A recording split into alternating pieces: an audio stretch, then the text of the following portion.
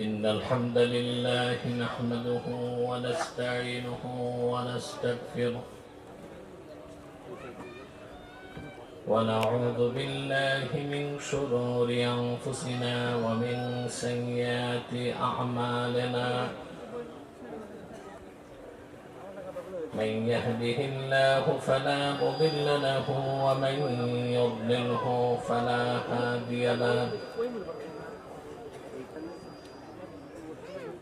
ونشهد أن لا إله إلا الله وحده لا شريك له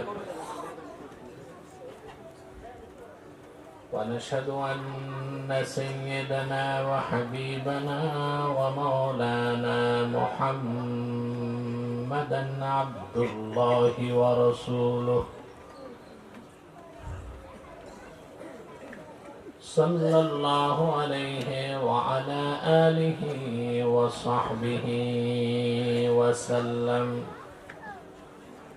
الذي أكمل الله به قصر النبوة أي ختم الله به النبوة وحكم لا نبي بعده وأعلن في القرآن بالبرهان أن محمدا صلى الله عليه وسلم خاتم النبيين والمرسلين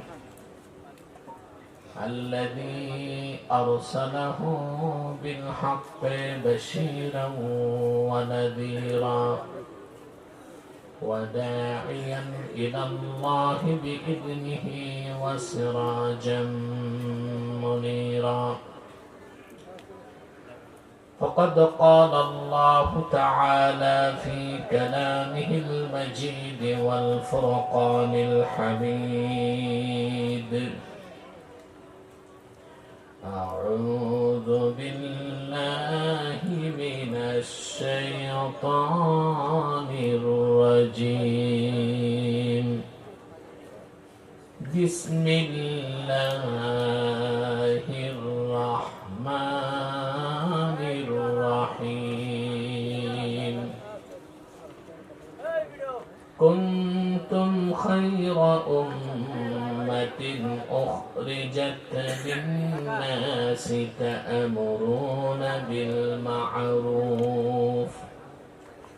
تأمرون بالمعروف وتنهون عن المنكر وتؤمنون بالله ولو آمن أهل الكتاب لكان خيرا لهم منهم المؤمنون وأكثرهم الفاسقون صدق الله العظيم وصدق رسوله النبي الكريم ونحن على ذلك من الشاهدين والشاكرين والحمد لله رب العالمين إن الله وملائكته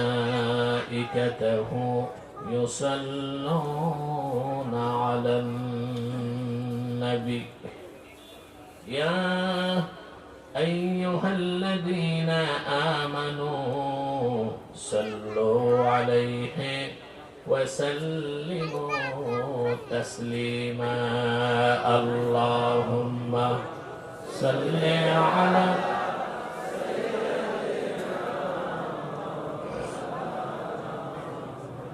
وعلى آل سيدنا محمد زبان খুলে পড়ুন اللهم صل على سيدنا مولانا محمد وعلى آل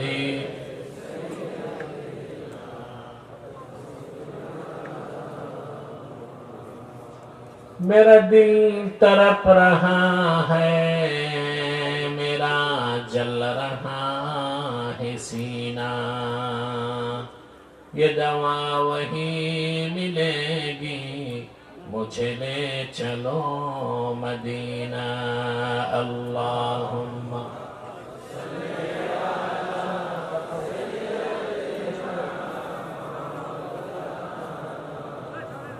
वअला आलि सय्यिदिना मौलाना मुहम्मद। मदीना मदीना मोमिनों की गुनगुना है, दीदारे मदीना आशिकों की तमन्ना है। अल्लाहुम्मा सल्ली अला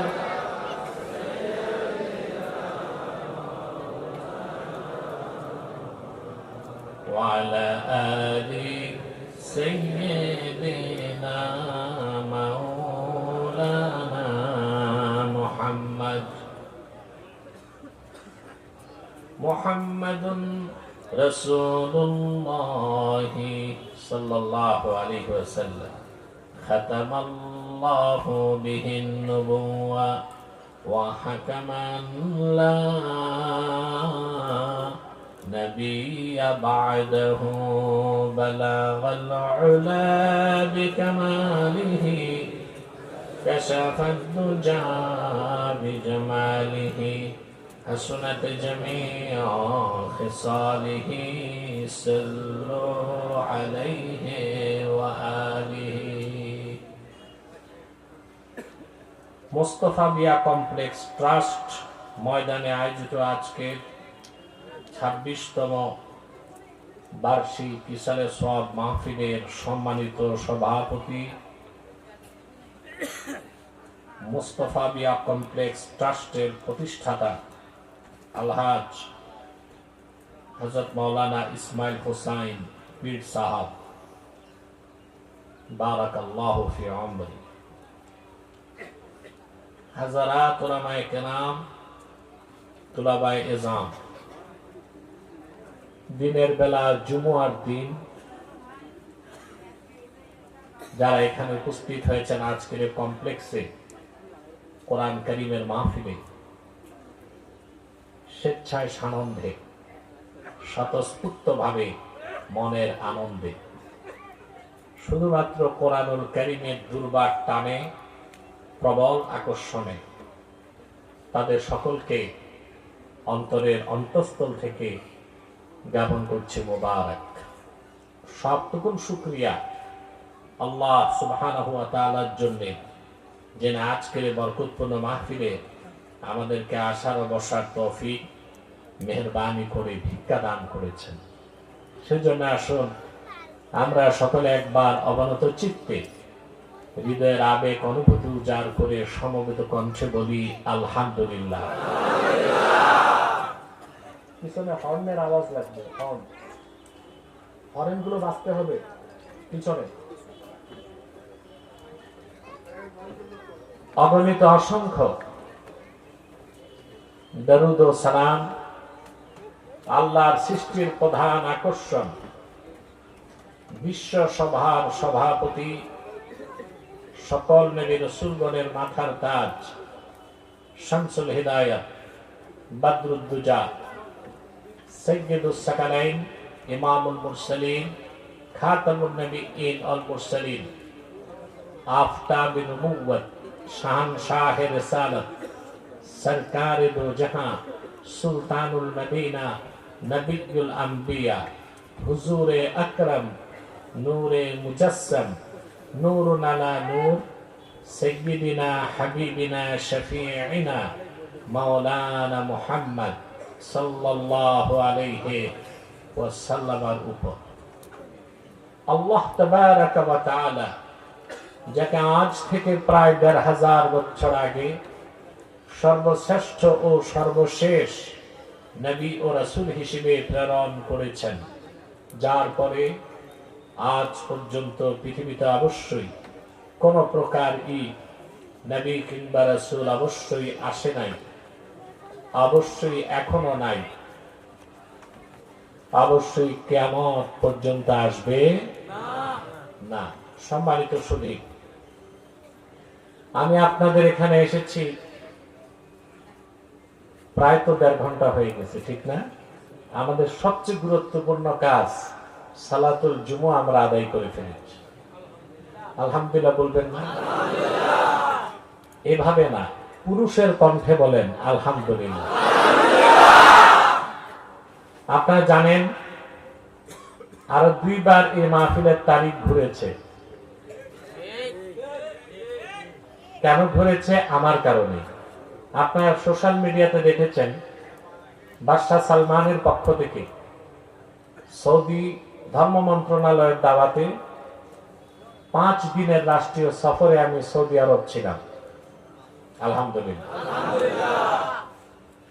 সেজন্য আমাকে তারিখ ঘোরাতে হয়েছে। তারপরও আপনারা স্বতঃস্ফূর্ত ভাবে আজকে চলে এসেছেন, আলহামদুলিল্লাহ। রোদের কারণে অনেকে প্যান্ডেলে জায়গা না পেয়ে দূরে বসেছেন।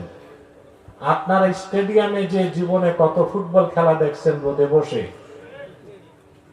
দেখেন নাই? বৃষ্টিতে ভিজেছেন, রোদে শুকেছেন, সমস্যা হয় নাই। আল্লাহর কোরআনের মাহফিলে রোদকে ভয় পান কেন? রোদ লাগলে আমার মনে হয় গুনাহগুলো জ্বলে যাবে। যে যেখানে আছেন বসে যান। আর যাদের চামড়া নরম তারা রোদে না এসে দূরে ছায়াতেই বসে থাকেন, তাতেও সমস্যা নেই। সম্মানিত সুধী, আজকে সুদীর্ঘ 16 বছর নির্যাতন নিপীড়নে অতিষ্ঠ বাংলাদেশিরা আল্লাহর অশেষ দয়া ও রহমতে ফেসিবাদের গজব থেকে মুক্ত হয়ে বুক ভরা শ্বাস নেবার সুযোগ পেয়েছে। প্রতিটি মুসলিম, কি রাজনৈতিক কি অরাজনৈতিক, আমি এসে যা শুনলাম পীর সাহেবের মুখ থেকে, তাদের মতো সুফি দরবেশ সাধকরাও ওই বেঈমান জালেমদের নির্যাতনের স্টিম রোলার থেকে বাঁচতে পারে না।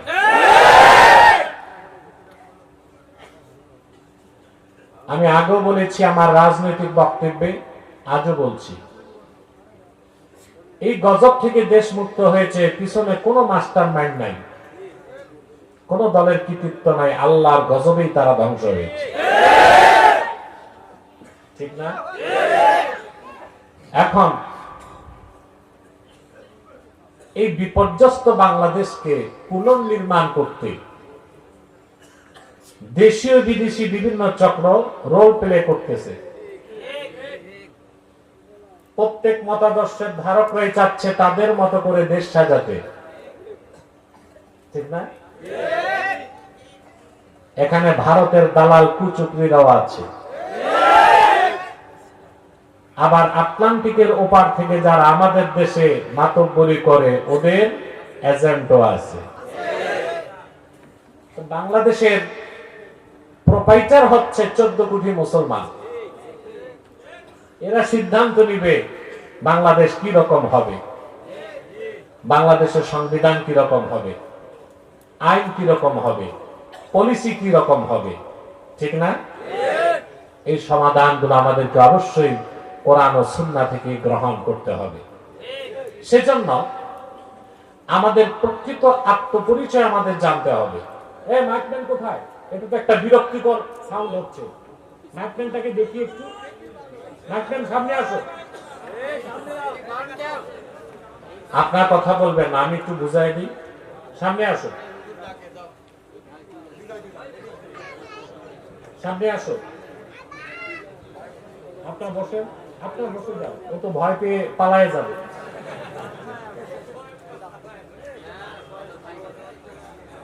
তোমার মাথায় টুপি কই?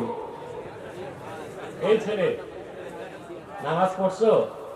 আমার তো মনে উজুও নাই। নাম কি? তো মুসলমান। জুমার নামাজটা পড়লাম। ছি ছি ছি ছি ছি, আল্লাহ তোমার হেদায়েত করুক। এ আসছে মাইকম্যান, আজকে জুবান নামাজটা পড়ে না। আমার প্রচুর সাউন্ড দরকার নাই, কম আওয়াজ, স্পষ্ট আওয়াজ, আওয়াজ যেন কোথাও রিফ্লেক্স না করে, ডবল না হয়। বুঝতে পেরেছো? তোমার কানে শুনতেছো? আওয়াজ যেন ডবল না হয়, কম আওয়াজ, স্পষ্ট আওয়াজ। বুঝতে পেরেছো? কোনো ইকো থাকবে না। যাও যাও, ঠিক করো। পিছনে যে দুইটা চোঙ্গা লাগাইছো, ওটা আওয়াজ হয়? চোঙ্গা চোঙ্গা দুইটা আছে, মাইক আছে দুইটা, হর্ন, আওয়াজ হচ্ছে? ওগুলো আওয়াজ দিতে হবে পিছনে। যে আপনারা হইচই করলে ও তো পালায় যাবে, তখন তো সবটাই যাবে। আপনারা কিছু বলবেন না, আমি ওকে গাইড করবো ইনশাআল্লাহ। তাহলে আমাদের এখন সুখী সমৃদ্ধ ইনসাফপূর্ণ একটা বাংলাদেশ পুনর্গঠন করতে হলে আগে আমাদের আত্মপরিচয় জানতে হবে। আমরা কি, আমরা কারা? আমরা কিন্তু আমাদের আত্মপরিচয় ভুলে যাচ্ছি না? আমাদের দেশে কেউ পরিচয় দিতে গর্ববোধ করে আমি বাঙালি, কেউ বলে আমি বাংলাদেশি। আর মুসলমান তার প্রিন্সিপাল আইডেন্টিটি, মূল পরিচয় দেয় আমি উম্মতে মুহাম্মাদি। বসেন না আপনারা, এইভাবে যদি মাথার উপর সোয়ার হন তা আমার তো ডিস্টার্ব হয়। বসেন।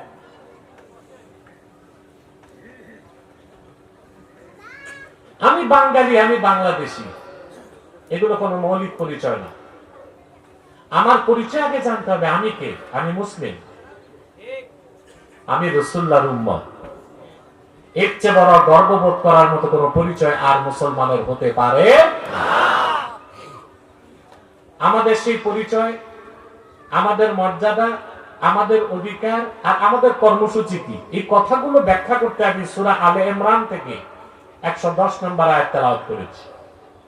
আমি আলোচনায় প্রবেশ করতে চাই, কি বলেন? ভূমিকাতে একটা কথা বলবো। এই যে আপনারা দুপুর বেলা না খেয়ে চলে এসেছেন, সে কখন থেকে বসে আছেন, আমার সাথে জুমা পড়লেন, খুতবা শুনলেন, এখন বয়ান শুনতেছেন, বাড়ি তো গেলেন না, ঠিক না? তার মানে কি? নিশ্চয় আল্লাহ তাআলা আপনাদেরকে পছন্দ করেছেন। খুশি হলেন না?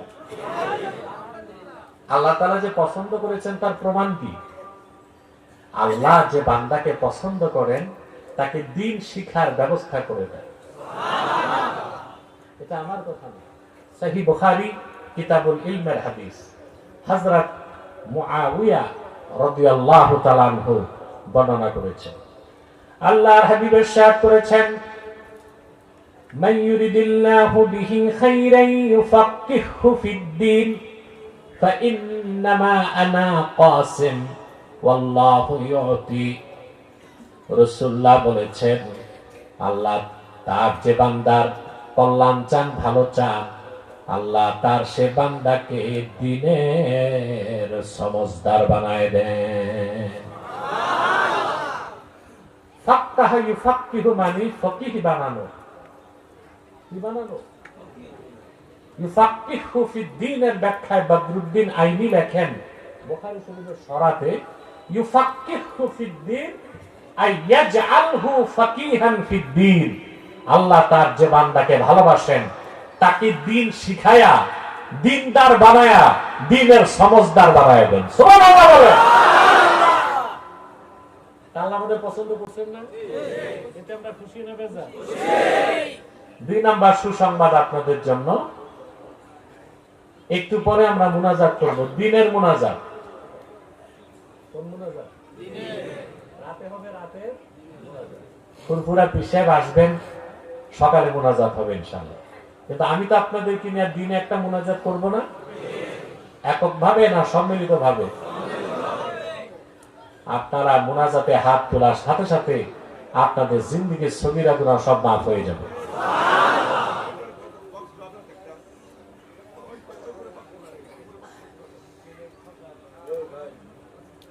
আর যদি মুনাজাতে একটু চোখের পানি ফেলতে পারেন, কবিরা গুনাহ মাফ হয়ে যাবে। আমরা যখন মুনাজাত করে বাড়ি যাব, আজকে দিনে শিশুর মতো নিষ্পাপ হয়ে বাড়ি যাব, বলেন না আলহামদুলিল্লাহ? এটা আমার কথা না, ইমামে হায়সামি মাজমাউজ জাওয়ায়েদের মধ্যে নকল করেন, আল্লাহর হাবিব ইরশাদ করেছেন, আমার উম্মতের কোন মুমিন যদি হাত তুলে আল্লাহর কাছে দোয়া করে, বাকিরা যদি তার সাথে সম্মিলিতভাবে আমিন আমিন বলে, আমার উম্মতের সম্মিলিত মুনাজাত আল্লাহ রাব্বুল আলামিন কবুল করে নেবেন। তাহলে একটু পর আমরা যে মুনাজাত করব, আমাদের গুনাহগুলো মাফ হয়ে যাবে। খুশি আছেন? কথা বলে না। এই বসেন, বসেন, একেবারে বসেন, সবাই আমাকে ডিস্টার্ব করবেন না, বসেন। মাইকের যে অবস্থা, এটা ঠিক হবে না, এইভাবেই চলবে। চিন্তা করেন না, মাইক পেনের ওযু নাই, জুমার নামাজটা পড়েন, এদিকে মানুষের কাতারে আছে, এটার কি মাইক ঠিক করবে? টাকা দেবার সময় হিসাব করে টাকা দিবেন।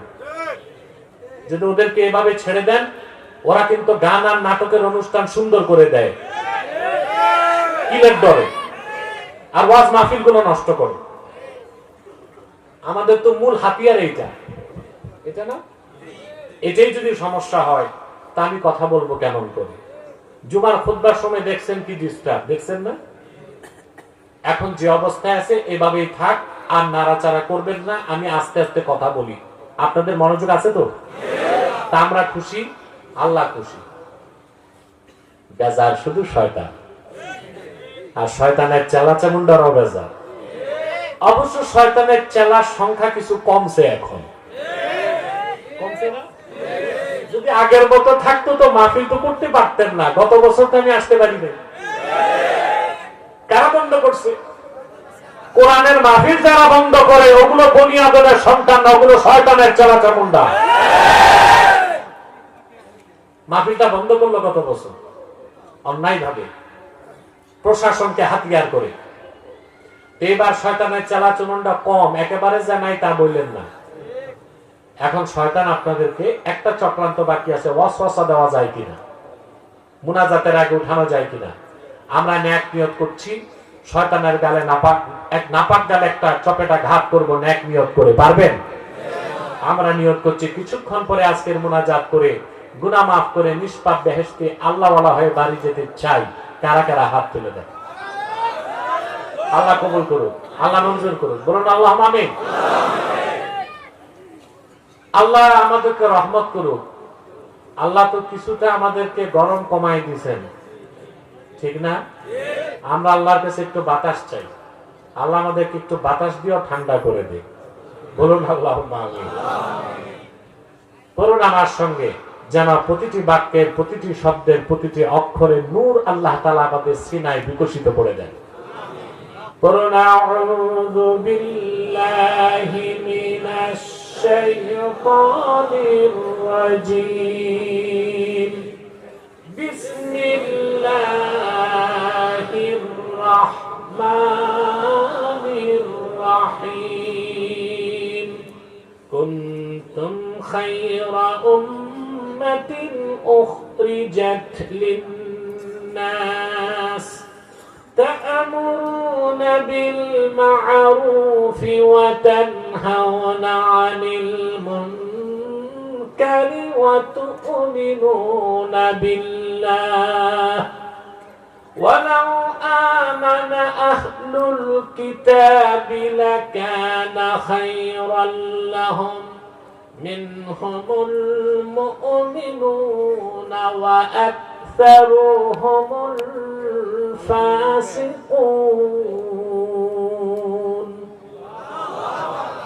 আল্লাহ পাক বলেন, কুনতুম খায়রা উম্মাহ, তোমরাই সর্বশ্রেষ্ঠ জাতি।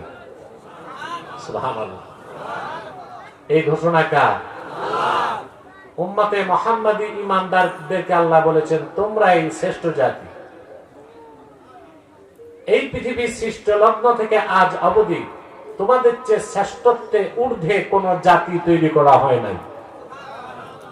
সুবহানাল্লাহ।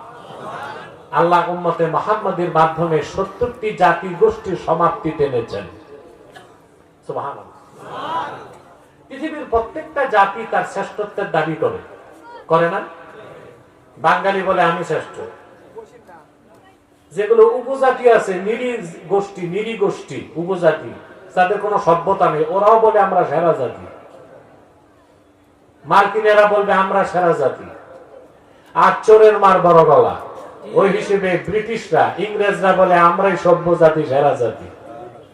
আর আমি বলি এই পৃথিবীর মোস্ট আনসিভিলাইজড নেশন, এই পৃথিবীর সবচেয়ে অসভ্য জাতি হচ্ছে ইংরেজ জাতি।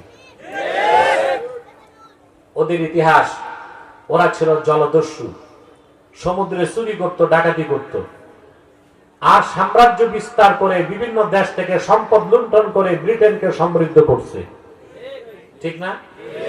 এই যে বাংলাদেশের সমস্যা, এই বীজ বপন করে গেছে কারা? জোরে বলেন, ইংরেজরা। আজ থেকে 1757 সালের আগে বাংলাদেশ একটা মুসলিম স্বাধীন রাষ্ট্র ছিল। পুরা হিন্দুস্তান ছিল মোগল মুসলিমদের হাতে। ক্ষমতা ছিনতাই করেছে কুখ্যাত ইংরেজরা। আপনাদের বাপ দাদা পূর্বপুরুষকে ধোঁকা দিচ্ছে তারা 200 বছর। ঠিক না? তারপর তাদের দালালদেরকে রেখে গেছে, তাদের উত্তরসূরিদেরকে রেখে গেছে।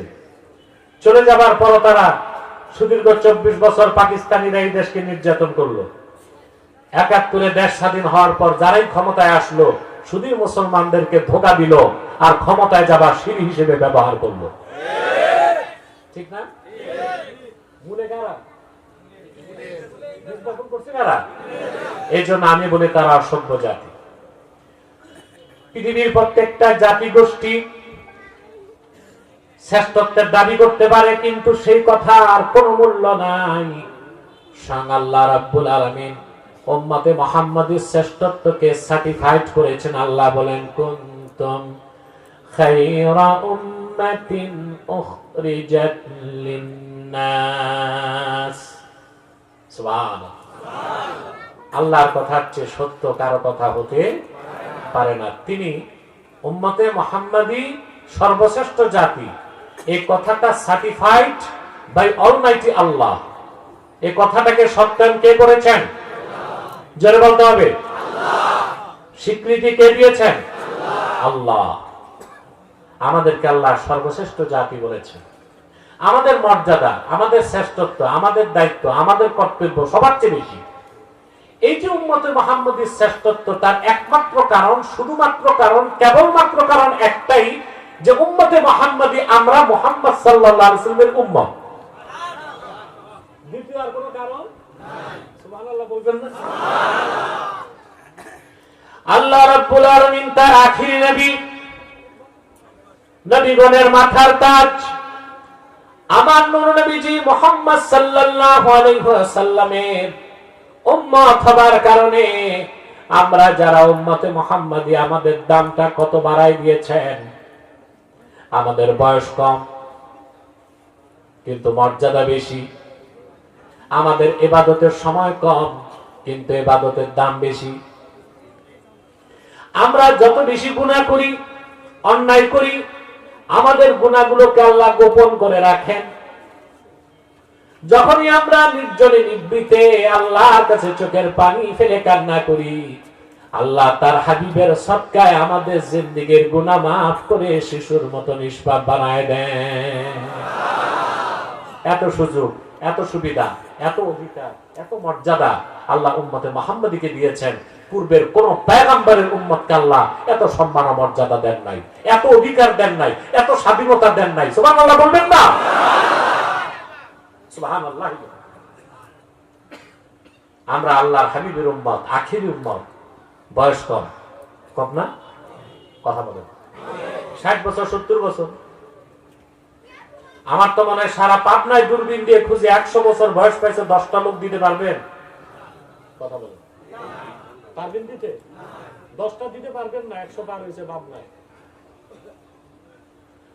কিন্তু আল্লাহর হাবিবের উম্মত হবার কারণে সুবহানাল্লাহ, এই উম্মত 365 দিনের একটা দিনের একটা রাত, লাইলাতুল কদরের রাতটা যদি ইবাদতে কাটাতে পারে, পূর্বের পয়গম্বরদের কোন আবেদের 1000 বছরের ইবাদতের, 1000 মাসের ইবাদতের সওয়াব আল্লাহ ওই উম্মতে মুহাম্মাদির আমলনামায় লিখে দিবেন। পরায়ণ জাতি বানায় দিয়েছি। আমার তর্জমাটা খেয়াল করেন, ওয়াকাযালিকা জাআলনাকুম উম্মাতাও ওয়াসাতা।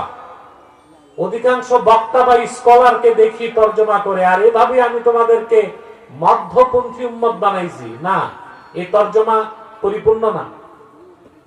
এই তর্জমা কোন তাফসিরে এই তর্জমা আসে নাই।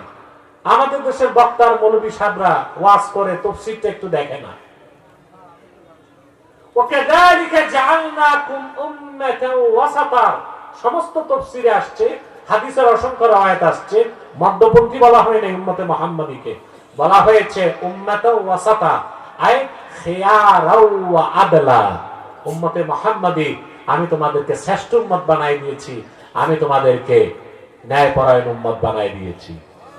কেন?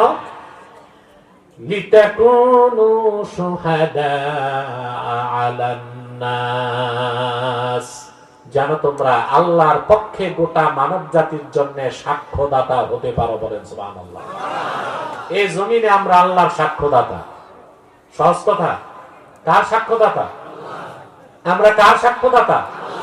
আল্লাহর সাক্ষ্যদাতা। আমরা যেটা সাক্ষ্য দিব, আল্লাহ সেটাই বিচার হিসেবে সিদ্ধান্ত দিবেন। সুবহানাল্লাহ।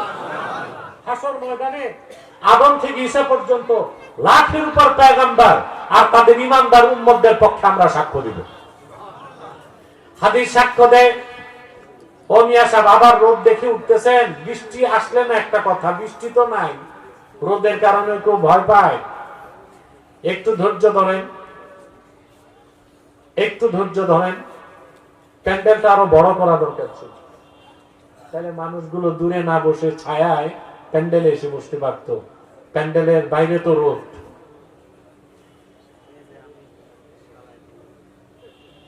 আর 15 মিনিট ধৈর্য থাকবে। এর মধ্যে আমি আমার বক্তব্য একটা মেসেজ আপনাদেরকে দিতে পারবো ইনশাআল্লাহ। ঠিক আছে? আমাদের মর্যাদাটা কত বেশি। হাসর ময়দানে আমরা হব সাক্ষ্যদাতা। কার সাক্ষ্যদাতা? দুনিয়া তো আমরা কার সাক্ষ্যদাতা? এই যে মুসলমানের ইজমা, মুসলমানের ইজমাকে না মানলে ঈমান থাকবে? সুবহানাল্লাহ। আমাদের দেশে অনেকে আছে ইজমাকে দলিল মানে না, বলে কোরআন সুন্নাহই তো দলিল। অবশ্যই কোরআন সুন্নাহ মূল দলিল, ইজমা এবং কিয়াসও দলিল। ইজমা এবং কিয়াসও দলিল। এখন ইজমা যে দলিল তার প্রমাণ হচ্ছে কোরআনের এই আয়াত, ওয়াকাযালিকা জাআলনাকুম উম্মাতাও ওয়াসাতান লিতাকুনু শুহাদাআ আলান নাস। উম্মতে মুহাম্মাদী তোমাদেরকে আমি শ্রেষ্ঠ উম্মত, ন্যায়পরায়ণ উম্মত বানাই দিয়েছি, যেন তোমরা মানব জাতির জন্য সাক্ষ্যদাতা হতে পারো। কার পক্ষে? সেজন্য উম্মতে মুহাম্মাদীর ইজমা যদি হয় কোন বিষয় হালাল, আল্লাহ সেটাকে হালাল বলেন। উম্মতে মুহাম্মাদীর আলেমরা যদি ইজমা করে বলে এটা হারাম, আল্লাহর দৃষ্টিতে এটা হারাম। উম্মতে মুহাম্মাদীর ইজমা যদি হয় কোন দলকে বলা হয় তারা কাফের, আল্লাহর দৃষ্টিতে ওই দলটা কি? কাফের। উম্মতে মুহাম্মাদীর ইজমা যদি হয় কোন ফেরকা বাতিল, আল্লাহর দৃষ্টিতে ওই ফেরকাটা বাতিল। কারণ আল্লাহ আমাদের বানায় দিয়েছেন কি? সাক্ষ্যদাতা। সুবহানাল্লাহ বলবেন। এটা দুনিয়ায়। আর আখিরাতে আল্লাহ রাব্বুল আলামিন আদম থেকে ঈসা পর্যন্ত জলিলুল কদর পয়গম্বরদেরকে জিজ্ঞেস করবেন, তোমরা রিসালাতের দায়িত্ব পৌঁছেছো নাকি? নূহ আলাইহিস সালামের কওমকে আল্লাহ বলবেন, জিজ্ঞেস করবেন দায়িত্ব তোমরা তোমাদের কাছে নূহ পৌঁছেছিল নাকি? নূহকে আল্লাহ বলবেন হাল বাল্লাগতা, নূহ তুমি আমার পক্ষ থেকে পেগাম তোমার জাতির কাছে পৌঁছেছো নাকি? তিনি বলবেন আল্লাহ পৌঁছেছি। নূহ আলাইহিস সালামের জাতি বলবেন আল্লাহ নূহ আমাদের কাছে তোমার পেগাম পৌঁছায় নাই। চিন্তা করছেন, নবীর বিরুদ্ধে সাক্ষ্য দিবে উম্মত, ফায়সালা দিবেন কে? আল্লাহর বিচারে সাক্ষ্য থাকবে কিনা বলেন? কথা বলেন। আল্লাহ তো সব জানেন, আল্লাহর বিচার হবে, আল্লাহর বিচার হবে 100% ট্রান্সপারেন্সির সাথে। সুবহানাল্লাহ। সাক্ষ্য লাগবে কিনা? কথা বলেন। আল্লাহ রাব্বুল আলামিন নূহকে বলবেন, নূহ তোমার জাতি বলে তুমি রিসালাতের দায়িত্ব পৌঁছাও নাই, আমি সব জানি, কিন্তু তোমার পক্ষে সাক্ষ্য আছে নাকি? নূহ নবী বলবেন, আল্লাহ আজকে আমার পক্ষে সাক্ষ্য দিবে উম্মতে মুহাম্মাদী। আল্লাহ উম্মতে মুহাম্মাদীকে জিজ্ঞেস করবেন, নূহ কি তার জাতির কাছে আমার দাওয়াত পৌঁছাইতেছে? উম্মতে মুহাম্মাদী বলবে, আল্লাহ যথাযথভাবে নূহ দায়িত্ব পৌঁছায় দিয়েছে। এভাবে হযরত ইব্রাহিমের পক্ষে, মুসার পক্ষে, ঈসার পক্ষে উম্মতে মুহাম্মাদী সাক্ষ্য দিবে। প্রত্যেক কওমের লোক আল্লাহর কাছে আর্গুমেন্ট করবে, আল্লাহ যে উম্মতের সাক্ষ্য নিচ্ছে ওরা তো আসছে আমাদের পরে, কথা বলেন ওরা সাক্ষ্য দেয় কেমনে? আল্লাহ উম্মতে মুহাম্মাদীকে জিজ্ঞেস করবেন, কেমনে সাক্ষ্য দিলা? উম্মতে মুহাম্মাদী বলবে, আল্লাহ তাআলা তোমার আখিরি নবী মুহাম্মদ সাল্লাল্লাহু আলাইহি সাল্লামের উম্মত আমরা, আদম থেকে ঈসা পর্যন্ত সকল পয়গম্বর যথাযথ দায়িত্বের সাথে তাদের নিজ নিজ উম্মতের কাছে দাওয়াত পৌঁছিয়েছে। তোমার আখিরি নবী আমাদের নবী মুহাম্মদ সাল্লাল্লাহু আলাইহি সাল্লাম সেটা বলে গিয়েছেন। আল্লাহর হাবিব, আল্লাহ তোমার আখিরি নবী মুহাম্মদ সাল্লাল্লাহু আলাইহি ওয়াসাল্লাম ওনার উপর অবতীর্ণ কোরআনেই তো তুমি বলে দিয়েছো, আদম থেকে ঈসা পর্যন্ত তোমার পক্ষে প্রেরিত নবীগণ যথাযথ দায়িত্বের সাথে দাওয়াত পৌঁছিয়েছেন। সেই দৃষ্টিকোণ থেকে সাক্ষ্য দিয়েছি। আল্লাহ রাব্বুল আলামিন উম্মতে মুহাম্মাদীর সাক্ষ্য গ্রহণ করবেন আর পূর্বের পয়গম্বরগণকে তাদের উম্মতদের পক্ষ থেকে দেওয়া অপবাদ থেকে মুক্ত করে দিবেন। এমন এক মর্যাদাবান উম্মত আমরা, সুবহানাল্লাহ বলবেন।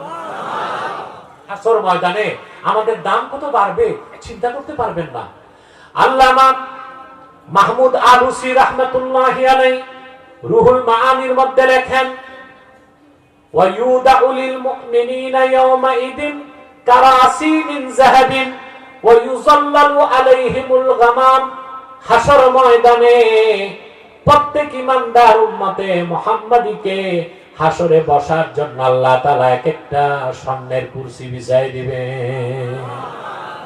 প্রত্যেক উম্মতে মুহাম্মাদীকে হাসরে বসার জন্য আল্লাহ তাআলা এক একটা স্বর্ণের চেয়ার বিছায় দিবেন। সুবহানাল্লাহ বলেন। আর উম্মতে মুহাম্মাদীর মধ্যে যারা আলেমে তাকি, আলেমে পরহেজগার আলেম, তাদেরকে আল্লাহ দাঁড়াবার জন্য এক একটা নূরের মিম্বর দিবেন। বাতিল আলেম না, দেশে কিছু আছে মুনাফিক আলেম, দালাল আলেম, এদের কাজই হচ্ছে সরকার যেই আসুক সরকারের কাছ থেকে হালুয়া রুটির ভাগ নেওয়া। বিগত কালে যে মৌলবীগুলো ফেসিবাদী সরকারের দালালি করেছে, সরকারও ভাগছে, পালাইছে না?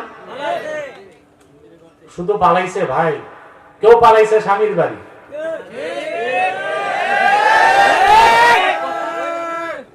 কেউ শ্বশুর বাড়ি, দাদার বাড়ি, কেউ পশ্চিমে বাবাদের কাছে। আর যে মৌলবীগুলো দালালি করছে, এই মৌলবীগুলো, এই বাতিল মৌলবীগুলোর তো জুতা পেটা করা দরকার।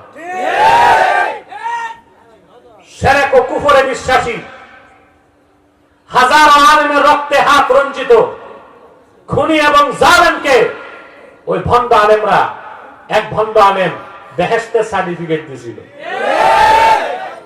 এই মৌলবীর আখিরাতও গেছে, দুনিয়াও গেছে, মসজিদে চাকরিটাও গেছে, শুধু পিঠাটা খায়নি। চালাক তো, আমি যখন তার ধরছিলাম, আমি তার নাম নেই নাই, এই মৌলবী গণার টাইম আছে আমার। আমি ওই সময়ের অবৈধ রাষ্ট্রনায়ককে নিয়ে কথা বলেছিলাম যে তার তো ইমানই নাই, বেহেশতে যাবে কেন? এত বড় খুনি আর জালেম কি বেহেশতে যায় নাকি? ওই মৌলবী খুব খ্যাপছিল, আমারে অ্যারেস্ট করবে, জেলে দিবে, এই করবে, সেই করবে। আমারে জেলে দেওয়ার আগে গোষ্ঠী সহ জাহান্নামে গেছে। স্টেজে সাউন্ড লাগবে, স্টেজে সাউন্ড, পিছনে হরেন চালাইলে ভালো হবে। পিছে দুটো হরেন আছে না?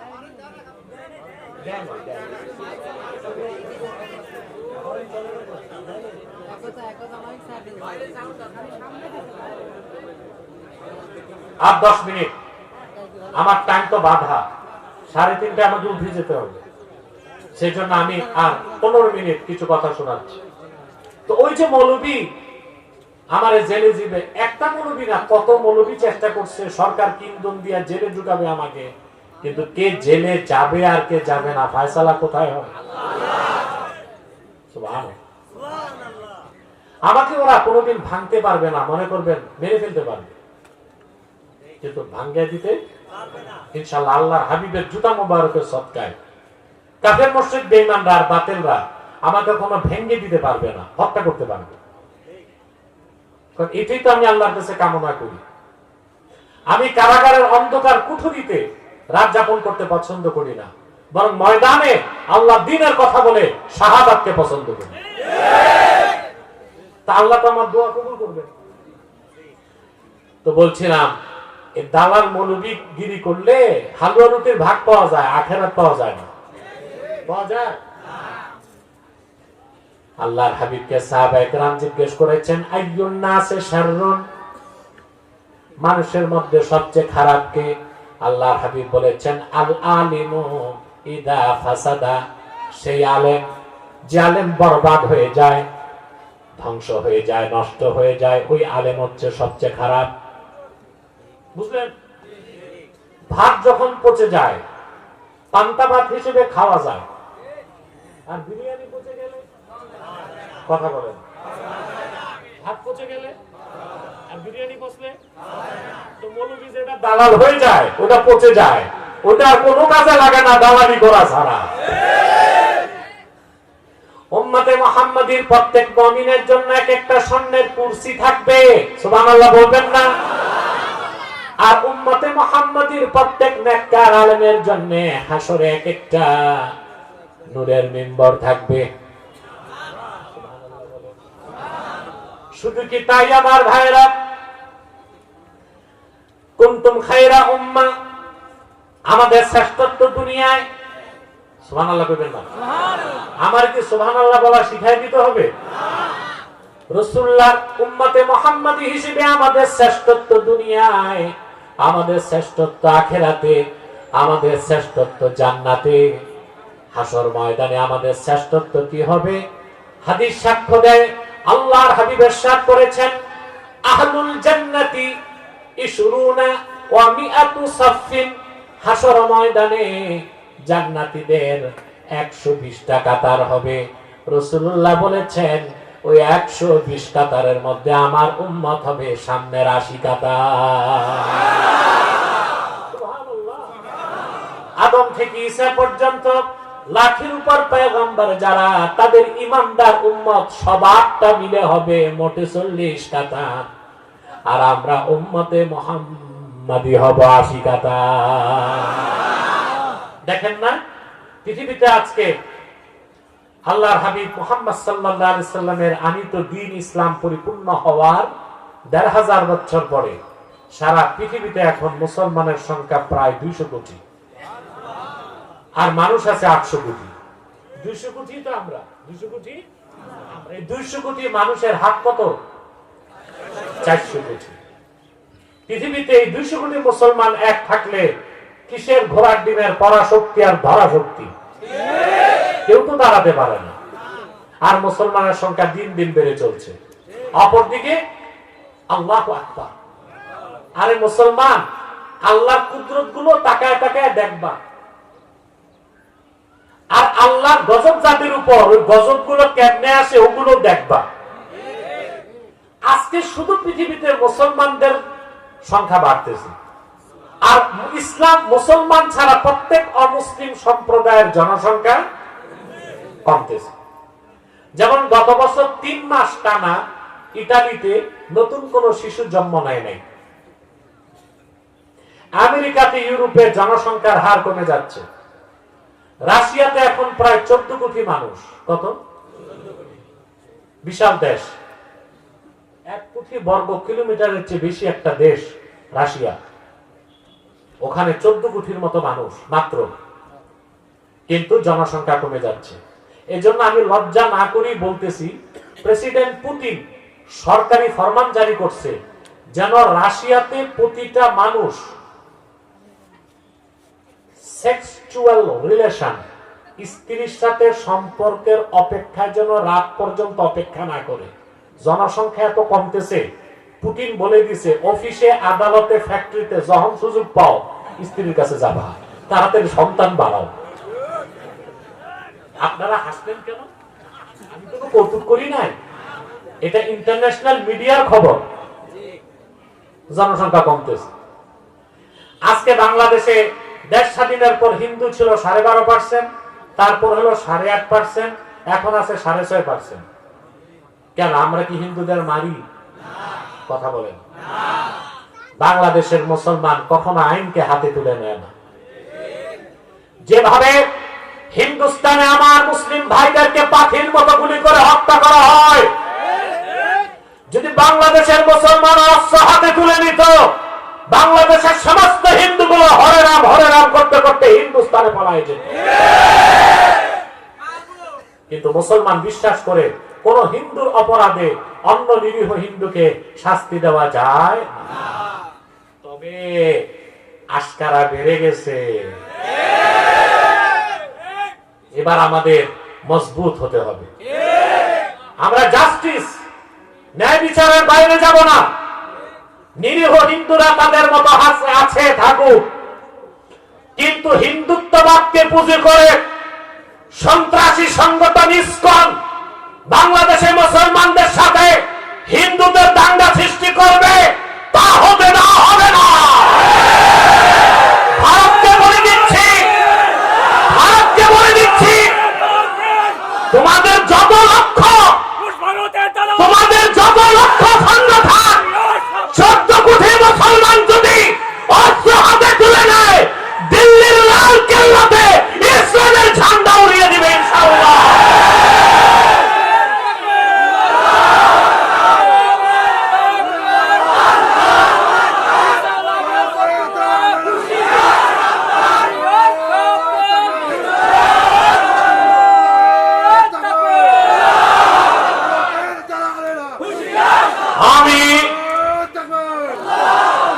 আমি মোস্তফা মিয়া কমপ্লেক্স ট্রাস্টের ময়দান থেকে বর্তমান অন্তর্বর্তী সরকারকে বলছি, অনতিবিলম্বে চট্টগ্রামের আদালত প্রাঙ্গণে আমার মুসলিম ভাইকে হত্যার বিচার বাংলাদেশের মুসলমান নির্বাচনের আগে দেখতে চায়।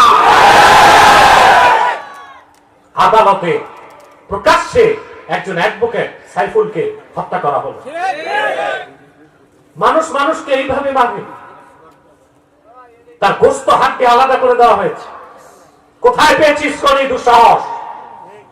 বাংলাদেশে বিভিন্ন রাজনীতিতে ইসকনের দালালরা ঘাপটি বেড়ে বসে আছে। বাংলাদেশে যে দল ভারতের দালালি করে ক্ষমতায় যেতে চায়, তাদেরকে আমাদের বলতে হবে না, বাংলাদেশে ভারতের দালালি চলবে না। ইসকন নামে কোন সংগঠন থাকতে পারবে না। ইসকন হচ্ছে সন্ত্রাসী সংগঠন, নিষিদ্ধ করতেই হবে। অ্যাডভোকেট সাইফুলের হত্যাকারীদেরকে দ্রুত ট্রাইব্যুনালে ফাঁসির রায় দিয়ে শাস্তি কার্যকর করতে হবে। মুসলমানের ধৈর্যের বাঁধ যদি ভেঙে যায়, তখন তারা আইনের পরোয়া করবে। ভারতে ওরা নির্যাতন করে আমাদের উপর। এখন সংখ্যাগরিষ্ঠ আমরা বাংলাদেশে, এখানেও নির্যাতন করে। আমাদের সহনশীলতারে দুর্বলতা পাইছে। বেটা, সিংহ ঘুমায় থাকলে ঘুমায় থাকতে দাও, সিংহের কানে সুরসুরি দিও না। হুঙ্কার যখন সিংহগুলো দিবে, তো হরে রাম করতে করতে পালায়াও, বর্ডার ক্রস করার টাইম পাবা না। আমরা এই দেশে কোন হিন্দুর গায়ে হাত দেই না, দেই? হিন্দুর সংখ্যা কমছে কেন? প্রশ্ন আছে না? বাংলাদেশ জনসংখ্যা অধিদপ্তর 2021 সালে দেখেছে নাটকীয়ভাবে হিন্দুদের প্রজনন ক্ষমতা কমে যাচ্ছে। তো ওদের ফ্যাক্টরি ফিউজ হয়, আমরা কি করব? ওদের ফ্যাক্টরি যদি ফিউজ হয়, আমরা কি করব? এরপর পৃথিবীতে আরেকটা সন্ত্রাসী জাতি আছে, ইহুদি। সারা পৃথিবীতে ইহুদিদের সংখ্যা এখন 1 কোটি। কত? আন্ডা বাচ্চা সহ মাত্র 1 কোটি। ইহুদিদের সংখ্যা কমে যাচ্ছে কেন? গবেষকরা দেখেছে মানুষের সন্তান হবার জন্য ক্রোমোজোম লাগে, সেক্স ক্রোমোজোম। পুরুষকে আল্লাহ দিয়েছেন সেক্স ক্রোমোজোম XY, মহিলাকে দিয়েছেন সেক্স ক্রোমোজোম XX। বুঝলেন না? তো গবেষণায় দেখা গেছে ইহুদিদের সেক্স ক্রোমোজোম নষ্ট হয়ে যাচ্ছে। আমার আল্লাহর কথা যে আমার নিরীহ মুসলিম বান্দাদের ফিলিস্তিনে বোমা মারবা, আল্লাহ জায়গা মতো বোমা মেরে দিছে। সেজন্য বলি মুসলমান, প্রত্যেক জাতির সংখ্যা কমতেছে, আল্লাহর হাবিবের উম্মত বাড়তেছে। সুবহানাল্লাহ বলবেন। আসরে 120টা কাতার হবে মুমিনদের, তার মধ্যে 80 কাতার হব আমরা। এই হচ্ছে আমাদের সম্মান, আমাদের শ্রেষ্ঠত্ব, আমাদের মর্যাদা। শুধু তাই নয়, কোরআন কারীম সাক্ষ্য দেয় আল্লাহ রাব্বুল আলামিন উম্মতে মুহাম্মাদের ঈমানদার যারা, তাদেরকে হাসর ময়দানে ভিআইপি সম্মান দিবেন। সুবহানাল্লাহ বলবেন। থাকবে তো 80 কাতার সামনে, ঠিক না? তারপর আবার ভিআইপি সম্মান। প্রত্যেক উম্মতে মুহাম্মাদীর সামনে ও ডানে নূরের টুকরা দৌড়াদৌড়ি করবে। যারা ফেরেশতারা সতর্ক হয়ে যায়, এটা সাধারণ উম্মত না, আল্লাহর হাবিবের উম্মত, বেয়াদবি করা যাবে না।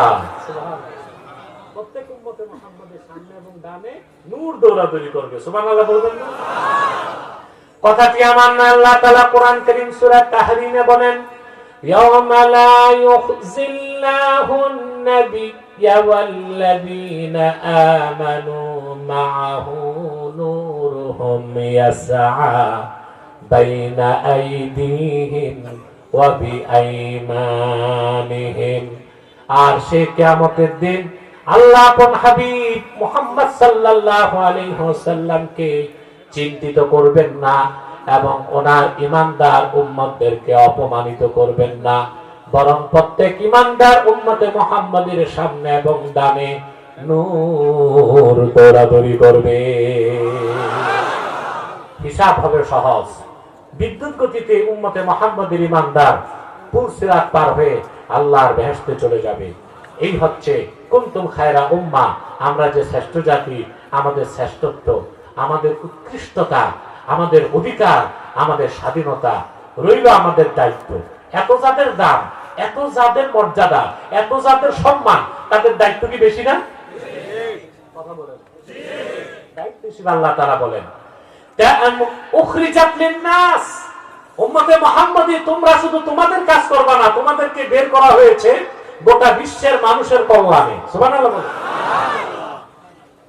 সারা দুনিয়ার মানুষের কল্যাণে তোমাদের কাজ দুইটা, তা'মুরুনা বিল মা'রুফি ওয়া তানহাউনা আনিল মুনকার, তোমরা সৎ কাজে আদেশ করবে, অসৎ কাজে বাধা দিবে। সুবহানাল্লাহ বলে। এখন সৎ কাজে আদেশ আর অসৎ কাজে নিষেধের পদ্ধতি কি হবে আমি সহজে বুঝাই। আপনার তো সাধারণ জনগণ তাত্ত্বিক কথা তো বুঝবেন না, আমি একটু সহজে বুঝাই।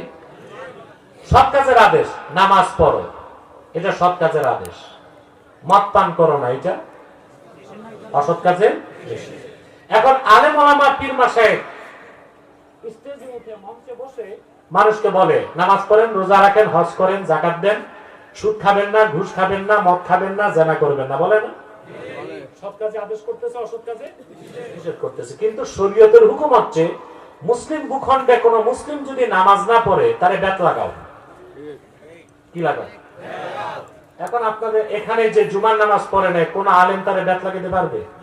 কোন পীর সাহেব, চেয়ারম্যান, মেম্বার, এমনকি কোন এমপিও যদি বেনামাজি ধরে ব্যাত লাগায়, ওর এমপিগিরি থাকবে? সংসদে কথা হবে, এমপি তো তালেবান, এমপি তো তালেবান পন্থী, আফগানিস্তান থেকে আসছে, ওর ইমপিচ করো, ইমপিচ করো, পারবে? শরীয়তের হুকুম মদ পান করলে 80 দোররা লাগাও। কত দোররা? 80। এখন আমরা ওয়াজ করে বুঝাই মদ পান করবেন না, মদ পান করা হারাম, কিন্তু কোন মদখোরকে 80 দোররা লাগাতে কি পারি? না। কথা বলেন না। শুধু মুখে বলতে পারতেছি মদ পান করবেন না, কিন্তু মদ পান যে করে তার শাস্তি দিতে পারি না। শরীয়তের হুকুম মুসলিম ভূখণ্ডে প্রকাশ্য কোনো মদের দোকান থাকতে পারবে না। বাংলাদেশে আছে না? গুলশান বনানীতে যান, এখন তো প্রত্যেক জেলা শহরে মদের বার হয়ে গেছে। এখন মনে করুন আপনাদের এটা কোন থানা? পাবনা সদর। পাবনার একটা আছে, বৈশিষ্ট্য আছে, পাগলা গারদ। এখানে কোন দিক? এটা কোন দিক? যাক, বড় শখ আমার পাগলা গারদটা ঘুরে দেখবো, কারণ আমার দৃষ্টিতে এই পাগলা গারদে যে পাগলগুলো আছে ওগুলোর চেয়ে আমাদের দেশের বুদ্ধিজীবীরা কম পাগল না। এখানে আমি চাই কিছু সিট খালি করে ফরহাদ মজহারের মতো যত পাগলা বুদ্ধিজীবী আছে এগুলোরে ভর্তি করা। এখন আগের পাগল বুদ্ধিজীবী গুলো পালাইছে, এই যে শাহরিয়ার কবির মুরগি চোর না কি যেন। এই দেশে সবগুলো বুদ্ধিজীবী, আলহামদুলিল্লাহ, বুদ্ধিজীবীদের ঠাকুর যেগুলো আমার কাছে ডিবেটে হারছে আপনারা জানেন। এখন নতুন বুদ্ধিজীবী হয়েছে ফরহাদ মজহার। এই বেটা বলে আরবের ইসলাম বাংলাদেশে চলবে না। নাউজুবিল্লাহ, আরবের ইসলাম ছাড়া ইসলাম আছে? আমি প্রকাশ্যে বাইতুল মুকাররমে বলেছি, এই কথা বলে কাফের হয়ে গেছে, ওর ঈমান নাই, বেঈমান, মুরতাদ। কোন সন্দেহ আছে? এ হচ্ছে কত বড় বুদ্ধিজীবী, উনি রাষ্ট্রচিন্তক, পলিসি মেকার। সুরত দেখছেন ফরহাদ মজহারের? লম্বা সাদা কুর্তা, এত মোটা পায়জামা, ওর ভিতরে নাতিরে ঢুকানো যাবে। মাথায় কিম্ভূত কিমাকার টুপি, রবি ঠাকুরের মতো লম্বা দাড়ি, 3 ইঞ্চি মোটা মোষ, দাঁত কয়টা গোনা যায় না, পিছনে সরস্বতীর মূর্তি আর সামনে লালনের বেহালা। উনি আমাদের নসিহত খয়রাত করে কিভাবে সংবিধান লিখতে হবে আর বাংলাদেশ বানাতে হবে। বেটা, তোমার মতো গাঁজাখোর বুদ্ধিজীবীর পরামর্শে মুসলমান নতুন বাংলাদেশ পুনর্নির্মাণ করবে না। বাংলাদেশ কিভাবে গঠন করবে আর চলবে, এই দেশের সংখ্যাগরিষ্ঠ মুসলমানই সেই সিদ্ধান্ত নেবে। আমার মনটা চাইছিল পাগলা গারদটা দেখে খোঁজ দিবেন কোন সিট আছে কিনা, এগুলোর এনে ভর্তি করবো। এগুলোর মাথার ট্রিটমেন্টের খুব দরকার আছে। এই যে আপনাদের পাবনাতে মনে করেন সদরে একটা মদের দোকান হবে, আপনারা মেনে নিবেন? কথা বলেন। যে লোকটা মদ খায় মুসলমান, সেও কি মানবে? এখন প্রত্যেক এলাকায় বাংলাদেশে ইমাম ওলামা ঐক্য পরিষদ আছে, আছে না? এলাকার ইমাম ওলামা ঐক্য পরিষদ সিদ্ধান্ত নিছে যে মিছিল করে মদের দোকান বন্ধ করবে। শুক্রবার দিন 40 মসজিদ থেকে 30,000 মুসল্লি বেরিয়েছে, মিছিল করে গেছে। মদের দোকান হবে না, পিঠের চামড়া থাকবে না। মদের দোকানের কাছে যায় দেখে রাষ্ট্রের অথরাইজড কিছু বাহিনী অস্ত্র হাতে দাঁড়ায় আছে আর বলতেছে, সাবধান মৌলবী সাবরা, জ্বালা পান লাফাইছেন, এবার বাড়ি যায় দাওয়াত খান, সামনেও আসবেন না। কেন? কারণ আপনারা যে রাষ্ট্রে থাকেন, এই রাষ্ট্রের যে আইন কানুন আর বিধান, এই রাষ্ট্রকে ওই মদের দোকানদার মদ এনে ট্যাক্স দেয় আর প্রতি গ্লাসে মদ দিয়া ভ্যাট দেয়। এই জন্য রাষ্ট্রের দায়িত্ব হয়ে গেছে মদের দোকান পাহারা দেওয়া। কথা বলেন। তাহলে 40 মসজিদের ইমাম সাহেব ওয়াজ করে নসিহত করে মদের দোকান বন্ধ করতে পারলেন না। কিন্তু যদি রাষ্ট্র দায়িত্ব নিত, মুসলিম ভূখণ্ডে প্রকাশ্যে কোনো মদের দোকান থাকবে না, তাহলে মদের দোকান বন্ধ করতে তো 30,000 মুসল্লি লাগে না, 10 জন পুলিশ আর 1 জন দারোগা এসে যদি দাঁড়ায়, মদের দোকানদার দোকান বন্ধ করে শ্বশুর বাড়ি পালাবে কিনা বলে? সৎ কাজের আদেশ, অসৎ কাজের নির্দেশ নিষেধ। আলেমদের দায়িত্ব হচ্ছে মুখে, আর শাসকের দায়িত্ব হচ্ছে হাত দিয়ে। এখন লাগবে কেমন শাসক? এমন শাসক যে নিজে সকাল সন্ধ্যা মদ খায়। ওই শাসক মদের দোকান বন্ধ করবে, মদের বিরুদ্ধে আইন করবে। কেমন শাসক লাগবে? ইমানদার, নামাজি, তাকওয়াবান, পরকালে বিশ্বাসী, ইসলামী শরীয়ত আইনে বিশ্বাসী। এইরকম শাসক যখন জায়গা মতো যাবে, মদের দোকান বন্ধ করতে আর মিছিল করতে হবে না, মদের লাইসেন্সই কেউ পাবে না। তা সৎ কাজের আদেশ, অসৎ কাজের নিষেধ, এটা হচ্ছে উম্মতে মুহাম্মাদের প্রধান কর্মসূচি। এটা 3টা স্তর। কয়টা? বাস, এই কথাটা বলে আমি সমাপ্ত করে দিচ্ছি আমার তফসির। না, আমি 2 ঘন্টা হয়ে গেছে এখানে আসছি, আর দেরি করা যায় না। 3:30টায় radar ATC air traffic control থেকে হেলিকপ্টার নিয়ন্ত্রণ করা হয়। খেলাফতের পদ্ধতিতে বাংলাদেশ ইসলামী শরিয়া আইন প্রতিষ্ঠিত হয়।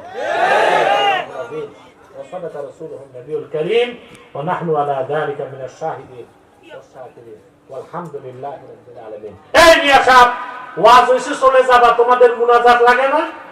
তোমরা কি আউলিয়া কেরাম নাকি? বসে যান সব।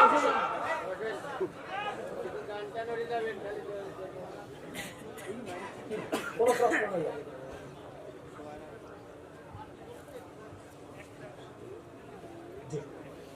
আমি দিচ্ছি সাদাকাল্লাহুল আযীম ওয়া সাদাকা রাসূলুহুন নবিয়ুল কারীম ওয়া নাহনু আলা যালিকা মিনাশ শাহিদিন ওয়াশ শাকিরিন আলহামদুলিল্লাহি রাব্বিল আলামিন। আমি আপনাদেরকে বিদায় লগ্নে পাবনাবাসী একটা অনুরোধ করে যাই, করব? আপনাদের মাসলাক যার যেটাই থাক, টুপি যার যে রঙের থাক, আর রাজনৈতিক দল যেটাই থাক, আমার স্লোগানটা বুকে লালন করবেন, মাসলাক যার যার দিন ইসলাম সবার। কার টুপি গোল কার লম্বা এগুলো নিয়ে এখন ঝগড়া করেন না, পরে কল্লাই থাকবে না, টুপি লাগাইবেন কই। আমি অনুরোধ করব সকল দলের মুসলমান আমরা তিনটা বিষয়ে এক হয়ে যাব। ইসলামের সুমহান স্বার্থ রক্ষায় আমরা ঐক্যবদ্ধ হয়ে যাব, মুসলমানদের মৌলিক দাবিগুলো আদায় আমরা এক হয়ে যাব, আর বাংলাদেশের স্বাধীনতা সার্বভৌমত্ব রক্ষায় আমরা এক হয়ে যাব। রাজি আছেন সবাই? আমাদের এই তিনটি স্বার্থের বিরুদ্ধে বাংলাদেশে তিনটা অমুসলিম সম্প্রদায় চক্রান্ত করতেছে। তার মধ্যে একটা হচ্ছে কুখ্যাত কাদিয়ানী সম্প্রদায়। নিঃসন্দেহে তারা কাফের এবং অমুসলিম। তাদেরকে যারা কাফের বলবে না তারাও কাফের, কারণ তারা আল্লাহর আখিরি নবী মুহাম্মদ সাল্লাল্লাহু আলাইহি সাল্লামকে আল্লাহর শেষ নবী হিসেবে বিশ্বাস করে না। চিল্লায় বলেন নাউজুবিল্লাহ। সেজন্য তারা কি? তাদেরকে যারা কাফের বলবে না তারা কি? কাফের। তারা মানুষকে ধোঁকা দিয়ে কাফের বানাতে মুসলমানদের মতো দাড়ি রাখে, টুপি লাগায়, মুসলমানের মতো নাম রাখে, তাই বলে কি তারা মুসলমান হবে? আরে ভাই, দাড়ি রাখলে কেউ যদি মুসলমান হতো তো রবি ঠাকুরের চেয়ে বড় মুসলমান কে হইতো? জনগণের দিকে তাকে। হ্যাঁ, মোদিও আছে, ওরও দাড়ি আছে, ছাগলের মতো বয়না। টুপি লাগালে মুসলমান হওয়া যায়?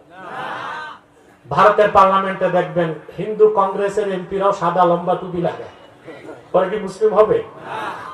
নাম রাখলে মুসলমান হওয়া যায়? এক শয়তান বোতলে পেশাব করে উপরে নাম লেখছে শরবত, এটা কি শরবত হবে? তদ্রুপ কাদিয়ানীরা কাফের। আব্দুল আউয়াল, আব্দুল সামাদ, মুবাশশির আলী, কবির চৌধুরী, গহর রেজভী, শাহরিয়ার কবির আর নিঝুম ঝুমদার, এইসব নাম রাখার দ্বারা এরা মুসলমান হতে পারে না। আমার ভাইরা, আমার বন্ধুরা, আমার আল্লাহ ও নূর নবীজি আমার মুহাম্মদ সাল্লাল্লাহু আলাইহি সাল্লামের ইসলাম ও কোরআনের হাজার হাজার হাজার বছর পরে বর্তমান ভারতের কুখ্যাত পাঞ্জাবের কুখ্যাত গুরুদাসপুরের কুখ্যাত কাদিয়ানে ইংরেজ আমলে এক শয়তান নিজকে নবী দাবি করছে। চিল্লায় বলেন নাউজুবিল্লাহ। তো শয়তানটার নাম রেখেছিল তার বাপ মির্জা গোলাম আহমদ কাদিয়ানী।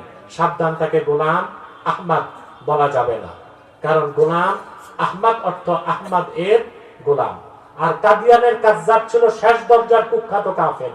সে গোলাম আহমদ এর গোলাম ছিল না, সে ছিল কুখ্যাত শয়তানের কুখ্যাত গোলাম। কাদিয়ানের কাজ্জাব জাহান্নামের কুকুরটার উপর গজব এসেছে 1908 সালে। যখন গজব এসেছে, কাদিয়ানের কাজ্জাব মিথ্যা নবুয়তের দাবিদার ইংরেজদের পা চাটা গোলাম মির্জা গোলাম শয়তান কাদিয়ানী 1908 সালে ধ্বংস হয়ে কুখ্যাত জাহান্নামের কুখ্যাত কুকুরে পরিণত হয়েছে। তার অনুসারীরাও ধ্বংস হয়েছে। বর্তমানে কিছু কাদিয়ানী বাংলাদেশে আছে যারা ইসলাম ও মুসলমানের বিপক্ষে চক্রান্ত করে যাচ্ছে। তাদেরকে নির্মূল করার জন্য আমাদের সকল দলের মুসলমানকে ঐক্যবদ্ধ হইতে হবে। কাদিয়ানীরা বাংলাদেশে 100 সেন্টার করে ফেলেছে। কত? আপনাদের পাবনায় সেন্টার আছে, 100 সেন্টার করে ফেলছে। নাম পরিবর্তন করে করে মিথ্যা পরিচয় দেয়। কখনো নিজেদের পরিচয় দেয় আহমদী জামাত, কখনো বলে আহমদিয়া জামাত, কখনো বলে আহমদী সম্প্রদায়, কখনো বলে আহমদিয়া সম্প্রদায়, কখনো বলে আহমদী মুসলিম জামাত, কখনো বলে আহমদিয়া মুসলিম জামাত। সাবধান, যত কাদিয়ানী ছিল আছে থাকবে, তারা কেউ আহমদী জামাত নয়, আহমদিয়া জামাত নয়, আহমদী সম্প্রদায় নয়, আহমদিয়া সম্প্রদায় নয়, আহমদী মুসলিম জামাত নয়, আহমদিয়া মুসলিম জামাত নয়, তারা শয়তানি জামাত, কুখ্যাত জাহান্নামের কুখ্যাত কুকুরের দল। আমাদের সকল দলের একটাই দাবি, অনতিবিলম্বে স্বাধীন বাংলায় শয়তান কাদিয়ানীদেরকে রাষ্ট্রীয়ভাবে অমুসলিম ঘোষণা করতেই হবে, করতেই হবে, করতেই হবে। এই দাবি আদায়ে যদি জানমাল দিতে হয়, কারা কারা প্রস্তুত আছেন হাত তুলে দেন।